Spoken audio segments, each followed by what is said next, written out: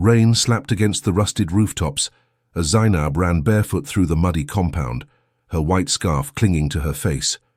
Behind her, drums and ululations echoed, the sound of her own wedding. But she wasn't running toward joy. She was running from it. "Zainab!" her mother's voice cried out. "Don't shame us, please." She stopped, trembling. The heavy perfume of wedding guests filled the air, and in the distance she saw him. Alhaji Musa, her groom, older, richer, staring at her like property he had just bought. Her heart pounded, the henna on her hands still wet, the gold bangles still shining, but to her they felt like chains. She looked up to the darkening sky and whispered, "Ya Allah, why me?" And that was the day everything changed. But before I tell you what happened next, I need you to do something. Hit that subscribe kind button, drop a kind comment down below if you've ever felt trapped by a choice that wasn't yours, and don't forget to like on this video so more people can hear Zainab's story, because what's coming next will shake your heart. Now, let's begin. The music from the courtyard grew louder, praise songs, laughter, and the clinking of plates, but Zainab's heart was beating too fast to hear anything clearly. A hand gripped her arm. It was Hawa, her cousin. "Zainab, stop. You can't run. They'll find you." Zainab's voice shook. "I can't do this, Hawa. He's old enough to be my father." Hawa looked around nervously. "If you say that out loud, they'll think you're ungrateful. Just endure it, at least for now." "Endure," Zainab whispered bitterly. "For how long?" The wedding singers began calling her name, stretching the vowels as they praised the bride's beauty. The sound made her stomach twist. Hawa squeezed her hand. "Please, Zainab, let's go back before they notice." Zainab's feet felt heavy as they turned back toward the compound. Her mother was waiting at the gate, eyes red from tears, but voice firm. "My daughter, sometimes a woman's peace is not in who she loves, but in who can provide for her." Zainab looked at her mother quietly. "Then why does it feel like I'm dying before I even begin to live?" Sometimes, a single decision can change a life forever. For Zainab, this night would mark the beginning of a journey that would test her faith, her courage, and her heart. If you're still watching, don't forget, subscribe right now, drop a comment if you believe love should never be forced, and like this video to help us tell more stories that matter. Now let's dive into what really happened after that wedding night. Rain fell hard that night in the small village of Gidan Rafi. Zainab ran barefoot through the muddy path, her wrapper soaked, her heart pounding like a drum.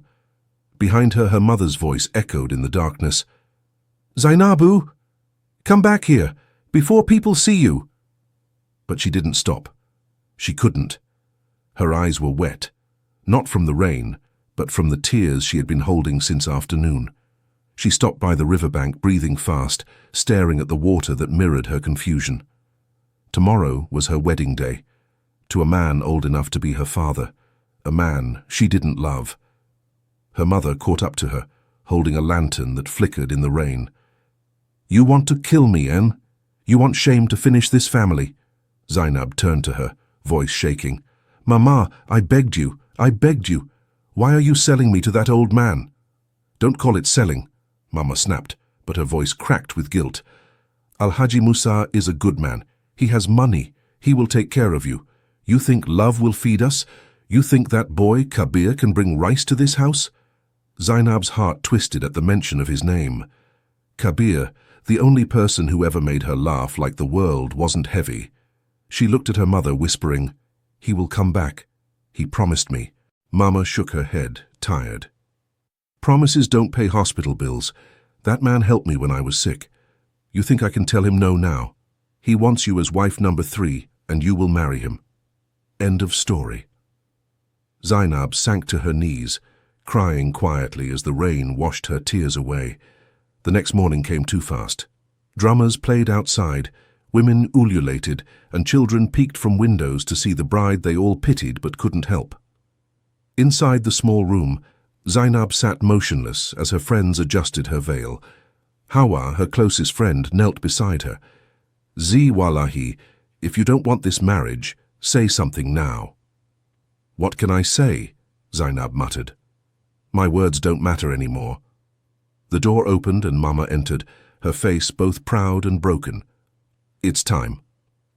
They led her out to the courtyard where Alhaji Musa sat in white agbada, gold wristwatch shining, a confident smile on his face. His beard was neatly trimmed, his eyes heavy with authority. The Imam recited the marriage verses.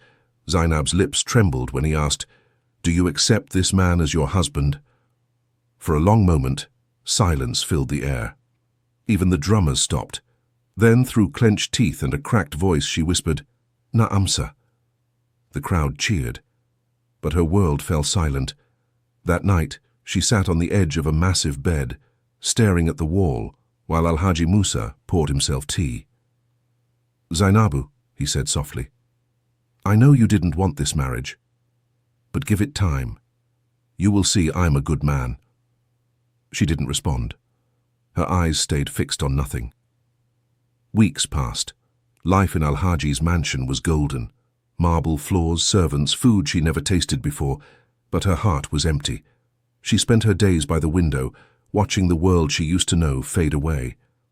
One afternoon, while sitting in the garden, a young maid whispered to her, "Hajia, there's one man outside asking for you. He says he's from your village." Zainab's heart skipped. "What's his name?" "Kabir," the maid said. Her breath caught. She stood immediately, her legs trembling. Tell him I'm not allowed visitors." The maid looked surprised. "But he looks desperate, wallahi. He's been standing since morning." Zainab's fingers twisted her scarf. "If Alhaji finds him here, he will kill him." That evening she sneaked out through the back gate and found Kabir waiting by the old mango tree outside the compound. When he saw her, his face broke into a smile that melted years of pain. "Zainab, you're really here?" She looked around nervously. "Kabir, you shouldn't be here. If anyone sees you—" "I don't care," he interrupted. "I came back for you. I worked in Kano for 2 years, saved money, built something small. I came to fulfill my promise." Tears filled her eyes. "You came too late." Kabir's smile faded. "What do you mean?" "I'm married," she whispered. He froze. His breath hitched. No, Zainab, you're joking." She shook her head. "Mama said I had no choice. Alhaji Musa helped her when she was sick. I couldn't say no." Kabir's fists clenched, voice trembling. "So your life is now payment for debt?" "Don't talk like that," she said softly. "You don't know what it's like." He stepped closer, his eyes glistening. "I know exactly what it's like. To wake up every day dreaming of you. To work under the sun so I could buy you a ring. And now you're someone else's wife." Zainab broke down crying. "Kabir, please don't make this harder. I'm trying to live with it." He touched her hand gently. "Then run away with me." Her head snapped up. "Are you mad? You want me to die? That man will find us and bury us both." "I don't care," Kabir said. "I can't lose you twice." She pulled her hand away. "You already have." Silence hung between them, heavy, painful, final. A loud horn sounded from inside the compound, Alhaji's car returning. Zainab's eyes widened in fear. "Go, please, Kabir, go." He hesitated, voice cracking. "Tell me you don't love me, and I'll go." Her lips quivered. "I can't." "Then why?"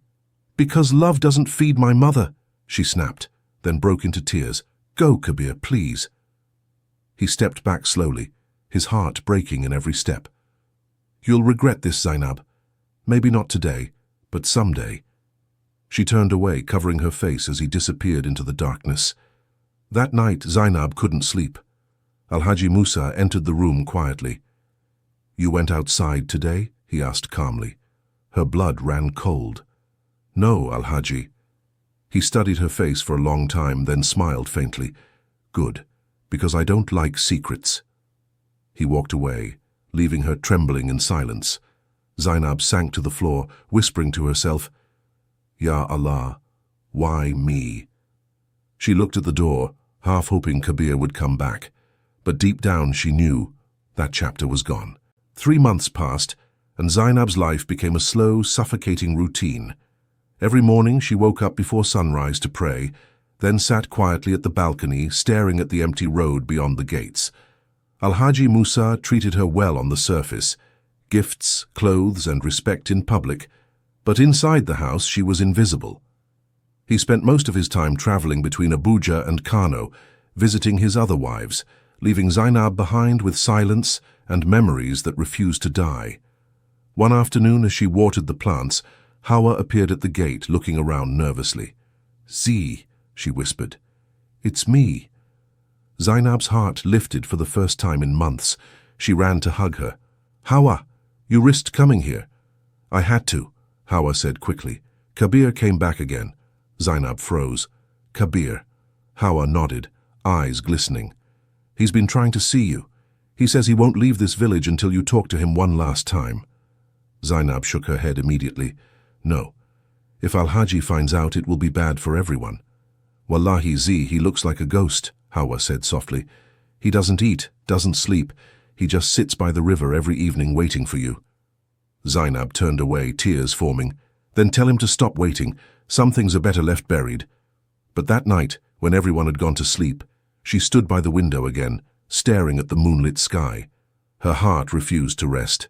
She whispered to herself, "If I see him just once, maybe I can finally let go." The next evening, Zainab covered her face with a veil and slipped out through the servants' path. She walked quickly toward the riverbank, the same place where she once promised Kabir forever. He was there, sitting by the water, his shirt unbuttoned at the collar, eyes tired but still carrying that same warmth. When he saw her, he stood abruptly. "Zainab, you came." She nodded weakly. "I shouldn't have." They stood in silence for a while, the sound of the river filling the space between them. Finally, Kabir spoke. "Do you remember what you told me that night before I left?" She smiled faintly. "That I'd wait for you." He took a step closer. "And I told you I'd come back no matter what. I kept my promise." Zainab's eyes filled with tears. "And I broke mine." He shook his head. "No, you didn't. They broke it for you. Your mother, your circumstances, this world that values money more than love." She looked away, ashamed. "Kabir, please. I didn't come here to open old wounds." "Then why did you come?" he asked, his voice low but intense. She hesitated. "Because I wanted to see you smile one last time." Kabir's breath caught. He reached out slowly and held her hand. "Zainab, I can take you away. I've saved money. We can go to Kaduna, start over. I'll protect you, wallahi." Her heart raced. For a second she imagined it, freedom, laughter, peace. But the image vanished as quickly as it came. "You don't understand," she whispered. "If I disappear, my mother will suffer. Alhaji will find her. He will destroy everything." Kabir tightened his grip. "Then let him. You can't live your whole life in chains." Her voice broke. "Kabir, please stop. You're making this harder." He stepped closer, tears in his eyes. "Because I still love you, Zainab. I tried to forget you, but I can't. Every face I see reminds me of you." Zainab pressed her hand to his chest, feeling his heartbeat. "I love you too," she confessed, trembling. "But that love is useless now." They stood like that for a moment, two hearts bound by fate and broken by reality. Then a harsh voice echoed from behind. "So this is where my wife spends her evenings." Zainab's blood ran cold. She turned to see Alhaji Musa standing a few steps away, flanked by 2 guards. His expression was calm, but his eyes burned with betrayal. Kabir's hand dropped instantly. "Alhaji, please. It's not what you think." "Silence," Alhaji barked. "You dare touch my wife?" Zainab rushed forward. "Alhaji, please, he was just leaving." Alhaji pointed at her, his voice trembling with rage. "You, after everything I've given you, you sneak out at night to meet this boy." Kabir stepped forward, fists clenched.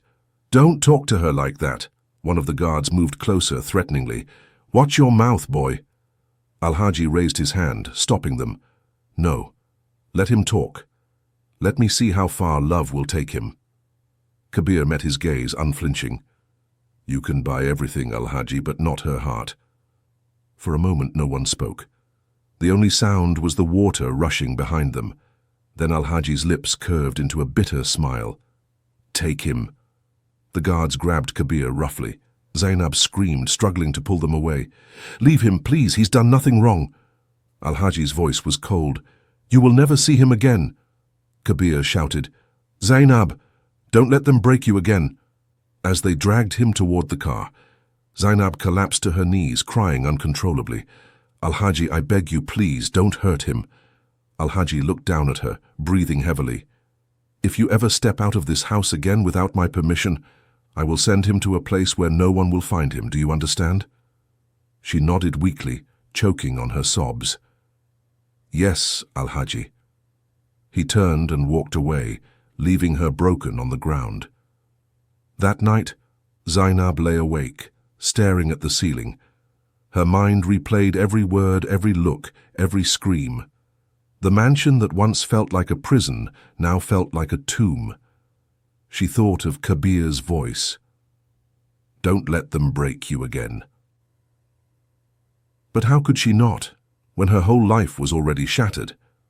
The next morning, Alhaji acted like nothing happened. He greeted her with calm politeness, even handed her some money for new clothes.